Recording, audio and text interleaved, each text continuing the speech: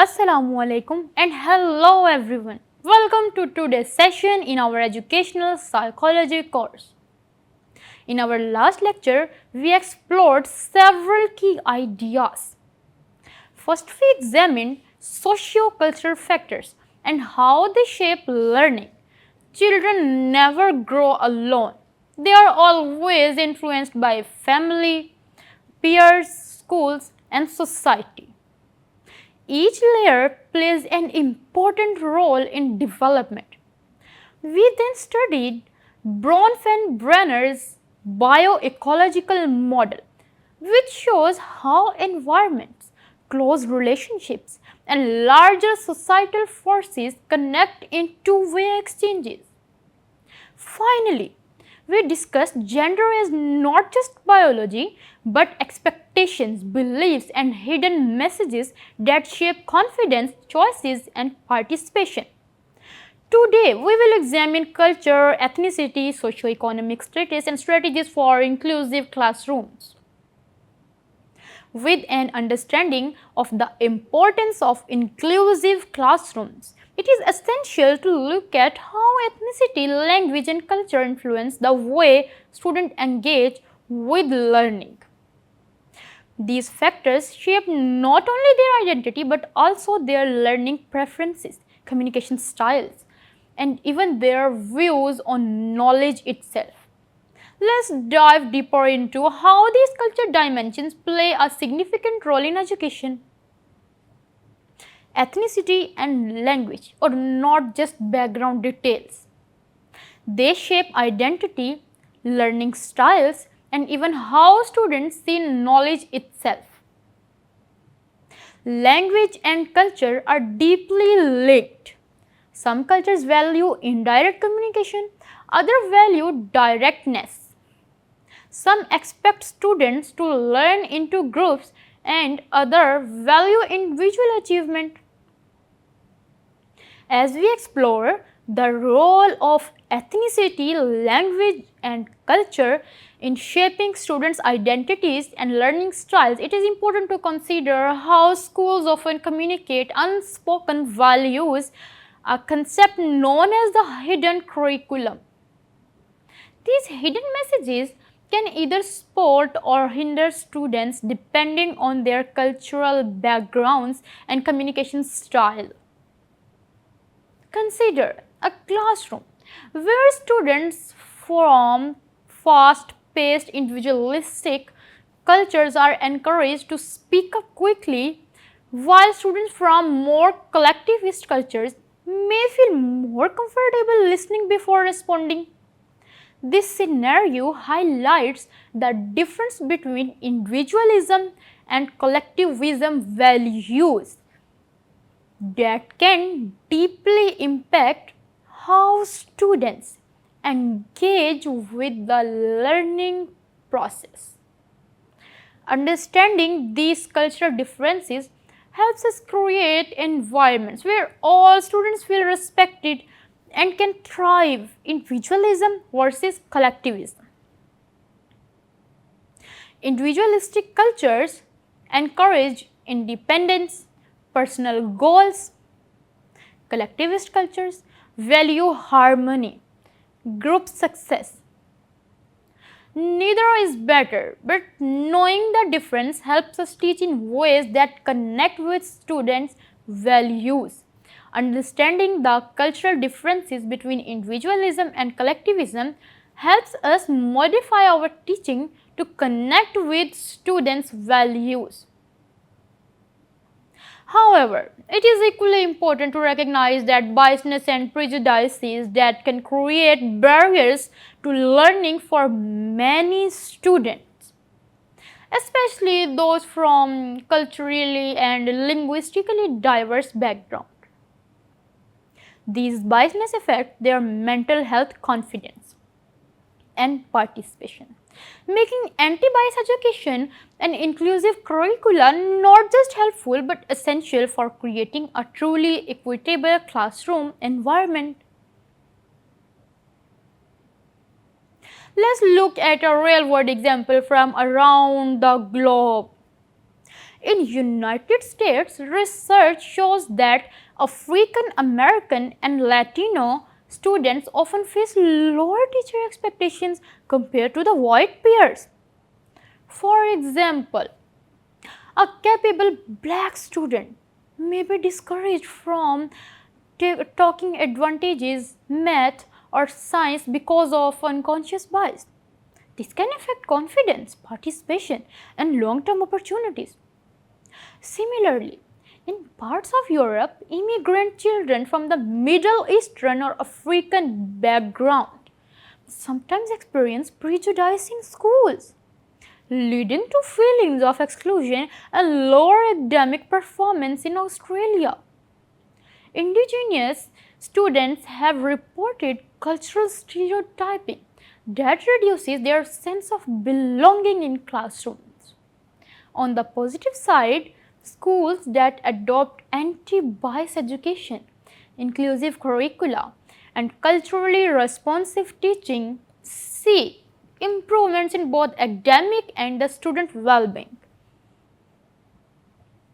These examples remind us that addressing racism and prejudice is global issues, not an extra but an essential part of the building equitable education systems worldwide. Just as ethnicity and culture shape students' identities and learning experiences, and other crucial factors influencing educational outcomes is socio-economic status. Socioeconomic status impacts not only the resources and opportunities available to students, but also the challenges they may face in assessing quality education. Further highlighting the intersection of identity and opportunity in the classroom, socioeconomic status is about income, education level, and occupation, but it is also about opportunity.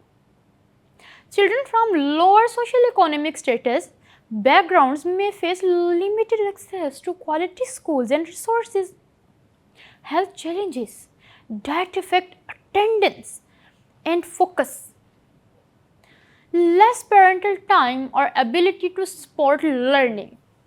Here are key factors that strongly affect education. Poverty and education. Poverty impacts health.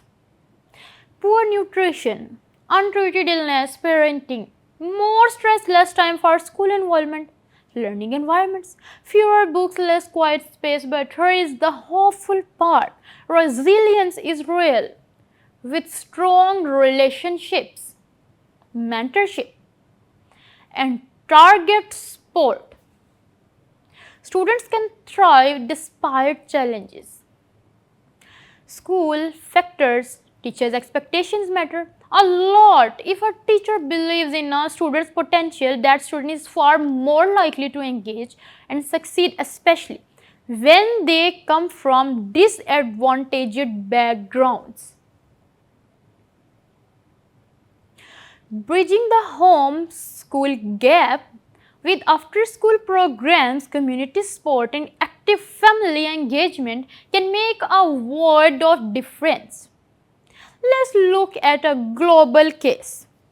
Across the world, research highlights how teacher expectations directly impact student achievement.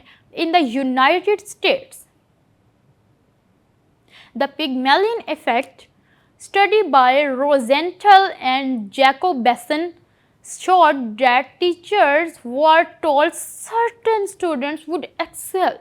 Those students actually performed better, even though they had been chosen randomly. This demonstrated that positive teacher belief creates more encouragement, support, and opportunities for learning. Similarly, in Japan and South Korea, strong collaboration between families and schools ensures struggling students receive tutoring, mentoring, and after school help, narrowing achievement gaps. In Finland, teachers' consistent high expectations and family school partnership are credited for their globally recognized education system. These examples show that no matter the country, student success is deeply tied to teacher expectations and the strength of home school. Collaboration. While socioeconomic status plays a significant role in shaping a child's educational experience, it is just one piece of a much larger puzzle. As we have seen throughout this discussion, child development is complex, multifaceted process. To truly support every learner, we must take a holistic view that encompasses not just economic factors but also personal traits, relationships, culture, and the broader environment. Bringing it all together, the holistic view, Bronfenbrenner's model, and everything we have discussed today lead in one truth. Child development is never the result of just one factor. It's the ongoing real-time interaction of personal traits, relationships, culture, economic conditions, and the broader world. When we understand this, we stop looking for quick fixes and start designing support systems that address the whole child mind, body, emotions, and environment.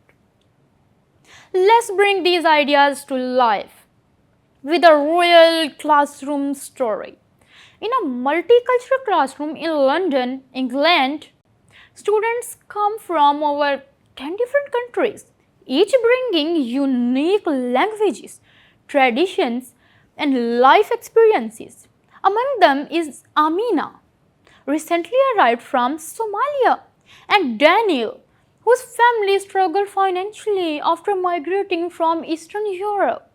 At first, Amina is shy, hesitant to participate because English is not her first language. Daniel, on the other hand, often comes to school tired and unprepared, which some teachers might mistake for laziness. Instead of viewing these as individual shortcomings, the teacher applies a holistic approach inspired by Bronfenbrenner's model. She pairs Amina with bilingual pair who helps her practice English while celebrating Somali culture through class discussion. For Daniel, she coordinates with the school's breakfast program, ensuring he starts the day with proper nutrition, while also engaging his parents through flexible communication channels. In lessons, the teacher designs projects that allow students to draw from their cultural backgrounds, sharing foods, traditions, and stories so every child feels valued. Over time, Amina gains confidence to speak in class. Daniel shows improved focus, and the whole classroom develops mutual respect. This scenario demonstrates how addressing academic, emotional, social, and cultural needs together create genuine equity and lasting student growth. In this chapter, we have walked through sociocultural factors and why they matter, Bronfenbrenner's bioecological model, gender, culture, and ethnicity in learning, the impact of socio-economic status. Thank you for your attention and engagement. Assalamu alaikum and goodbye.